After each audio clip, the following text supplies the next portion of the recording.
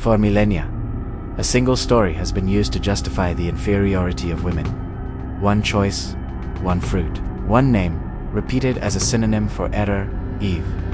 But what if the Bible never actually said what we've learned to repeat? What if the guilt placed on women didn't come from God, but from a society that read the text with its own Today, we will revisit the story of Eve and Adam without religious filters, without inherited tradition, and without fear of the questions that are almost never asked. The narrative everyone knows is simple. God creates Adam. Then, from his rib, he creates Eve.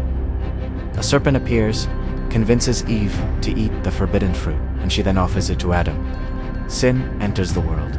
From that sequence, a conclusion was reached and passed down through generations. The woman sinned first. Therefore, the woman is weaker, more guilty, more dangerous. But this conclusion isn't explicitly written in the text. It was constructed outside of it. A cultural layer added over the original story. Before we continue, if this type of biblical reflection makes you question what you've always heard, click like on this video and subscribe to the channel. Here, we talk about the biblical stories that are rarely explained from the pulpit. Now, let's get back to it. So, what does the text really say? When God confronts the couple in the garden after they've eaten the fruit, something curious happens. He first addresses Adam, the one who was given the original command. And how does Adam respond? He doesn't take responsibility. Instead, he shifts the blame. The woman you put here with me, she gave me some fruit from the tree, and I ate it. He blames both Eve and God in the same breath. Then, God turns to Eve. She doesn't blame Adam. She simply states what happened to her. The serpent deceived me, and I ate. Then come the consequences. But the Bible never says that Eve's punishment was for sinning first or that her transgression was somehow worse. In fact, if we look to the New Testament, the Apostle Paul in Romans clearly states that sin entered the world through one man, Adam. Scripture itself places the central responsibility for the fall of humanity on the man. So why, throughout history, have women been forced to carry the greater burden of guilt? The answer isn't just in theology. It's deeply rooted in social structures. Patriarchal societies, from ancient times to the modern day, have always needed divine justifications to maintain their power structures. And Eve became the perfect symbol. Her story was twisted to make all women represent temptation, moral weakness, and spiritual danger.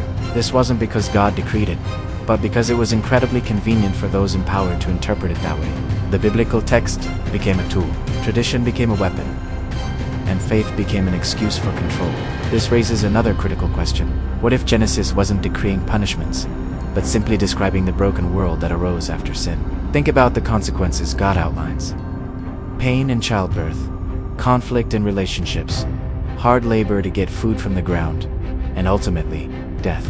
This is a description of a fallen, fractured reality.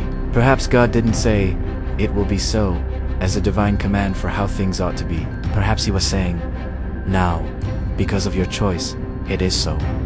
This reframes everything. Inequality, then, isn't a divine order to be followed. It's a human consequence to be overcome. And here's a contradiction that traditional religion often ignores. If God truly sees women as spiritually inferior or inherently more deceptive, why does the rest of the Bible feature them so prominently in roles of leadership? Why were women like Deborah chosen as judges and military leaders? Why were figures like Huldah and Miriam respected as prophets? Why did Jesus consistently break every cultural norm of his day to treat women with dignity, giving them a voice and demonstrating their immense value? And most importantly, why were women the very first witnesses to the resurrection, the cornerstone of the Christian faith? If women were untrustworthy, why entrust them with the most important news in history? Perhaps the problem was never Eve. Perhaps the problem was, and still is, the way we chose to tell her story. The story of Eve and Adam isn't really about who sinned first. It's about shared responsibility and the universal nature of human failure. While society insists on using faith to justify inequality, we continue to repeat the very same mistake made in Eden, shifting blame instead of taking responsibility. Adam blamed Eve. Eve blamed the serpent. And for centuries, men have blamed women. Perhaps the real lesson of the story is this. God did uncreate a hierarchy of domination between men and women.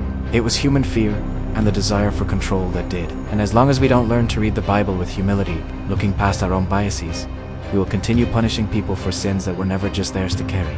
The fall was a shared failure, and the path to restoration must also be a shared journey. So, the final question isn't about Eve.